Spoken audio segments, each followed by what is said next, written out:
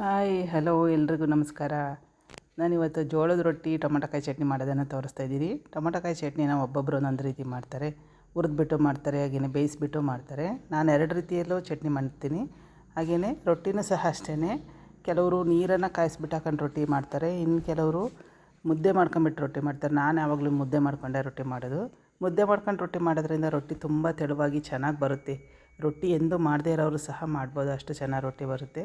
So ಹಾಗಾಗಿ ನಾನು ಯಾವಾಗಲೂ ಮುದ್ದೆ ಮಾಡ್ಕೊಂಡೆ ಮಾಡೋದು. ಚಟ್ನಿ ಮಾಡೋದಕ್ಕೆ ನಾನಿಲ್ಲಿ ಮೊದಲಿಗೆ ಒಂದು ಪಾತ್ರೆಗೆ ನೀರು ಹಾಕ್ಬಿಟ್ಟು ಅದಕ್ಕೊಂದು 10 ಹಸಿಮೆಣಸಿನ್ಕಾಯಿನ ಸೇರಿಸಿದ್ದೀನಿ. ಹಾಗೆಯೇ ಒಂದು 10 ಟೊಮಟೊಕಾಯಿ, ಒಂದು 4 ಈರುಳ್ಳಿ ಸಿಪ್ಪೆ ತೆಗೆದಿಟ್ಕೊಂಡಿದ್ದೀನಿ.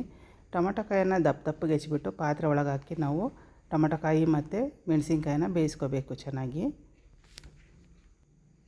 ನೋಡಿ ಈಗೆಲ್ಲ ಕಟ್ ಮಾಡ್ಕೊಂಡು ಆಗ್ತಾಯಿದೆ. ಪೂರ್ತಿ ಕಟ್ ಮಾಡ್ಕೊಂಡಾದಮೇಲೆ ಮೆಣಸಿನ್ಕಾಯಿ ಮತ್ತು ಟೊಮಟೊಕಾಯನ್ನು ಬೇಯಿಸ್ಕೋಬೇಕೀಗ.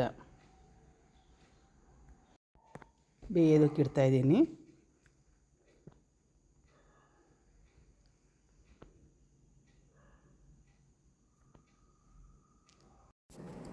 ಈಗ ಮುದ್ದೆ ಮಾಡ್ಕೊಳ್ಳೋದಕ್ಕೆ ಒಂದು ಪಾತ್ರೆಗೆ ನೀರು ಹಾಕ್ಬಿಟ್ಟು ಅದಕ್ಕೆ ಸ್ವಲ್ಪ ಉಪ್ಪನ್ನು ಸೇರಿಸಿ ಅದು ಕುದಿ ಬರೋವರೆಗೂ ಬಿಡಬೇಕು.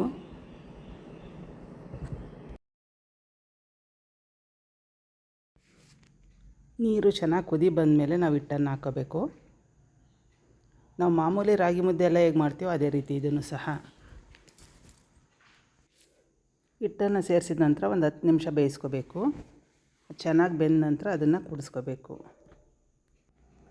ಈಗ ನೋಡಿ ಚೆನ್ನಾಗಿ ಕುದೀತಾ ಇದೆ ಅಲ್ವಾ, ಅದನ್ನು ಈ ರೀತಿ ಕುದಿ ಬಂದ ನಂತರ ಒಂದು 10 ನಿಮಿಷ ಬೇಯಿಸ್ಕೋಬೇಕು. ಅದನ್ನು ಹಾಗೆ ಬೇಯೋದಕ್ಕೆ ಬಿಟ್ಬಿಟ್ಟು ನಾನು ಈ ಕಡೆ ಈರುಳ್ಳಿಯನ್ನು ಕಟ್ ಮಾಡ್ಕೊತಾ ಇದ್ದೀನಿ. 4 ಈರುಳ್ಳಿ ತೊಗೊಂಡಿದ್ನಲ್ಲ ಅದನ್ನೀಗ ಸಣ್ಣದಾಗಿ ಉದ್ದುದಕ್ಕೆ ಕಟ್ ಮಾಡ್ತಾಯಿದ್ದೀನಿ. ಈ ರೀತಿಯಾಗಿ ಕಟ್ ಮಾಡ್ಕೊಳ್ಳಿ. ಈಗ ನೋಡಿ ಕಟ್ ಮಾಡ್ಕೊಂಡು ಆಗಿದೆ. ನಾನು ಬೇರೆ ಒಂದು ತಟ್ಟೆಗೆ ಎತ್ತಿಟ್ಕೋತಾ ಇದ್ದೀನಿ ಅದನ್ನು. ಈ ಕಡೆ ಟೊಮಟೊಕಾಯಿ ಬೆಂದಾಗಿದೆ ನೋಡಿ.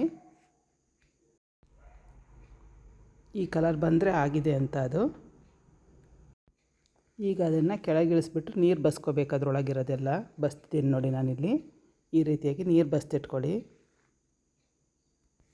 ಈಗ ಒಗ್ಗರಣೆ ರೆಡಿ ಮಾಡ್ಕೊಳ್ಳೋಣ.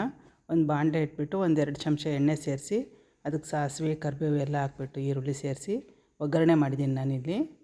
ಒಗ್ಗರಣೆ ಬೇಯ್ತಾ ಇದೆ. ಈಗ ಒಂದು ಮಿಕ್ಸಿ ಜಾರ್ಗೆ ಒಂದು ಕಾಯಿ ಹೋಳು, ಅಂದರೆ ದೊಡ್ಡದು ಒಂದು ಕಾಯಿ ಹೋಳನ್ನು ನಾನು ತುರಿದಿಟ್ಕೊಂಡಿದ್ದೀನಿ. ಹಾಗೆ ಸ್ವಲ್ಪ ಕೊತ್ತಂಬರಿ ಸೊಪ್ಪು, ಒಂದು ಬೆಳ್ಳುಳ್ಳಿ ಬಿಡಿಸಿಟ್ಕೊಂಡಿರೋದು, ಇದಿಷ್ಟನ್ನು ಸೇರಿಸ್ಬಿಟ್ಟು ರುಬ್ಕೋಬೇಕು. ನೀರು ಹಾಕ್ಬಿಟ್ಟು ರುಬ್ಕೋಬೇಕು. ಈಗ ನೋಡಿ ಎಲ್ಲ ಸೇರಿಸಾಗಿದೆ. ಅದನ್ನು ರುಬ್ಕೊಂಬರ್ತೀನಿ. ಈಗ ನೋಡಿ ರುಬ್ಬಾಗಿದೆ. ಅದನ್ನು ಒಗ್ಗರಣೆಗೆ ಸೇರಿಸ್ಕೋಬೇಕು ನಾವು. ಸೇರಿಸಿದ್ದೀನಿ ನಾನೀಗ. ಈಗ ಆ ಬೇಯಿಸಿಟ್ಕೊಂಡಿದ್ವಲ್ಲ ಟೊಮಟೊಕಾಯಿ ಮತ್ತು ಮೆಣಸಿನ್ಕಾಯಿ, ಅದನ್ನು ಮಿಕ್ಸಿ ಮಾಡ್ಕೋಬೇಕು. ಅದಕ್ಕೆ ನೀರು ಸೇರಿಸ್ಬಾರ್ದು, ಅದರಲ್ಲೇ ನೀರಿರುತ್ತಲ್ವ, ಹಾಗೆಯೇ ನೀವು ರುಬ್ಕೊಳ್ಳಿ. ಅದನ್ನು ರುಬ್ಕೊಂಬಿಟ್ಟು ಎಲ್ಲವನ್ನು ಆ ಬಾಣಲೆಗೆ ಸೇರಿಸ್ಬಿಟ್ಟು ಕುದಿಸ್ಕೋಬೇಕು ಚೆನ್ನಾಗಿ. ಉಪ್ಪನ್ನು ಸೇರಿಸ್ಬಿಟ್ಟು ಚೆನ್ನಾಗಿ ಕುದಿಸಿದರೆ ಚಟ್ನಿ ರೆಡಿ ಆಗುತ್ತೆ. ಈಗ ಉಳಿದಿರೋ ಕಾಯನ್ನು ಸಹ ನಾನು ರುಬ್ಕೊಳ್ಳೋದಕ್ಕೆ ಜಾರಿ ಸೇರಿಸ್ಕೊತಾ ಇದ್ದೀನಿ. ಅದನ್ನು ರುಬ್ಕೊಂಬಂದು ಆ ಬಾಣಲೆಗೆ ನಾವು ಹಾಕಬೇಕು ಪೂರ್ತಿಯಾಗಿ. ನೋಡಿ ಈಗ ನಾನು ಅದಕ್ಕೆ ಸೇರಿಸ್ತಾ ಇದ್ದೀನಿ ರುಬ್ಕೊಂಡಿರೋದನ್ನು. ಪೂರ್ತಿಯಾಗಿ ಎಲ್ಲವನ್ನು ರುಬ್ಕೊಂಡಾಗಿದೆ. ಈಗೆಲ್ಲ ಚೆನ್ನಾಗಿ ಮಿಕ್ಸ್ ಮಾಡಿಬಿಟ್ಟು ಅದನ್ನು ಕುದಿಸ್ಕೋಬೇಕು.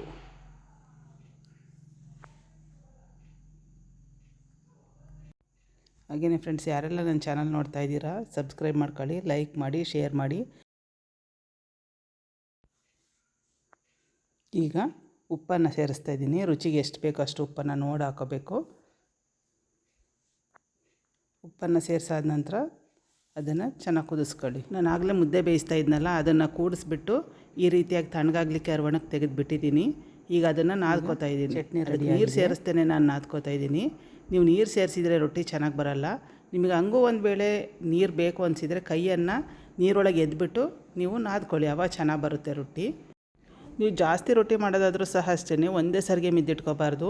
ಸ್ವಲ್ಪನೇ ಮಿದ್ಕೊಂಡು ರೊಟ್ಟಿ ಮಾಡಬೇಕು, ಆಗ ರೊಟ್ಟಿ ಚೆನ್ನಾಗಿ ಬರುತ್ತೆ. ಇಲ್ಲಾಂದರೆ ಮೆತ್ತಗಾಗ್ಬಿಡುತ್ತೆ ಹಿಟ್ಟು. ಈಗ ನಾನು ರೊಟ್ಟಿಯನ್ನು ಲಟ್ಟಿಸ್ತಾ ಇದ್ದೀನಿ ನೋಡಿ. ಸ್ವಲ್ಪನೇ ಹಿಟ್ಟು ತಗೊಂಡು ನಮಗೆ ಎಷ್ಟು ತೆಳ್ಳಗೆ ಬೇಕೋ ಅಷ್ಟು ತೆಳ್ಳಗೆ ರೊಟ್ಟಿಯನ್ನು ನಾವು ಮಾಡ್ಕೋಬೋದು.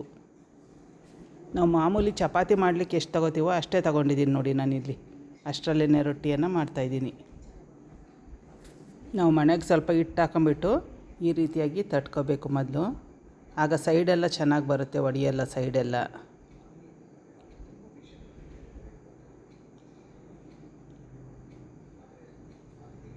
ಮೇಲೊಂದು ಸ್ವಲ್ಪ ಹಿಟ್ಟು ಹಾಕೊಂಬಿಟ್ಟು ಅದನ್ನೀಗ ಲಟ್ಟಿಸ್ಕೊಳ್ಳಿ.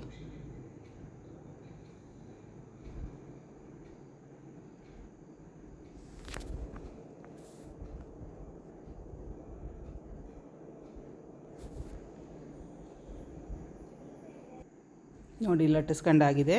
ಈಗ ಬೇಯಿಸ್ಕೊಳ್ಳೋಣ. ಹಂಚು ಚೆನ್ನಾಗಿ ಬಿಸಿಯಾಗಿರಬೇಕು. ತುಂಬ ಬಿಸಿನೂ ಮಾಡ್ಕೋಬೇಡಿ, ಮೀಡಿಯಮ್ ಆಗಿರಲಿ.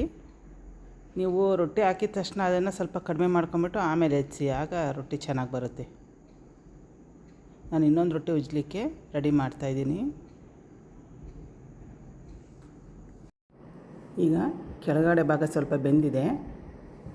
ಅದಕ್ಕೆ ಒಂದು ಬಟ್ಟೆಯಿಂದ ನೀರು ಎದ್ಬಿಟ್ಟು ಬಟ್ಟೆಯಿಂದ ನೀರನ್ನು ಹಚ್ಬೇಕು. ಅದಕ್ಕೆ ರೊಟ್ಟಿಗೆ ಮೇಲ್ಭಾಗಕ್ಕೆ ನೀರು ಹಚ್ಚಿ ಸ್ವಲ್ಪ ಹೊತ್ತು ಬಿಟ್ಬಿಟ್ಟು ಹಾಗೇ ನಂತರ ತಿರುಗಿಸಾಕ್ಬೇಕು. ಅದನ್ನು ತಿರುಗಿಸಾಕಿ ಅದು ಚೆನ್ನಾಗಿ ಬೇಯೋವರೆಗೂ ಬಿಡಬೇಕು. ಮತ್ತು ನೀರು ಹಚ್ಚಿದ ತಕ್ಷಣ ತಿರುಗಿಸ್ಬೇಡಿ, ಅದು ಎದ್ದಾಳಲ್ಲ ಬೇಗನೆ ರೊಟ್ಟಿ. ಸ್ವಲ್ಪ ಹೊತ್ತು ಬಿಡಬೇಕು. ಅದು ನೀರು ಡ್ರೈ ಆದಮೇಲೆ ತಿರುಗಿಸಾಕಬೇಕು. ಡ್ರೈ ಅಂದರೆ ತುಂಬ ಒಣಗೋವರೆಗೂ ಬಿಡಬಾರ್ದು. 1 ನಿಮಿಷ ಬಿಟ್ಬಿಟ್ಟು ತಿರುಗಿಸಾಕೋಬೇಕು. ನೋಡಿ ಈಗ ಆಗಿದೆ, ನಾನು ತಿರುಗಿಸಾಗಿದ್ದೀನಿ. ಅದು ಬೇಯ್ಕೋತಾ ಇರಲಿ. ನಾನು ಇನ್ನೊಂದು ರೊಟ್ಟಿಗೆ ರೆಡಿ ಮಾಡ್ಕೊತಾ ಇದ್ದೀನಿ. ನೋಡಿ ಚೆನ್ನಾಗಿ ಬೆಂದಿದೆ ರೊಟ್ಟಿ. ಈಗ ಈ ರೀತಿ ಪ್ರೆಸ್ ಮಾಡಿ ಮಾಡಿ ಬೇಯಿಸಿದರೆ ಚೆನ್ನಾಗಿ ಬೇಯುತ್ತೆ. ನಿಮಗೆ ಕೈಲಿ ಬೇಯಿಸೋದು ಅಭ್ಯಾಸ ಇಲ್ಲ ಅಂದರೆ ಚಮಚದಲ್ಲೇ ನೀವು ಬೇಯಿಸ್ಕೋಬೋದು.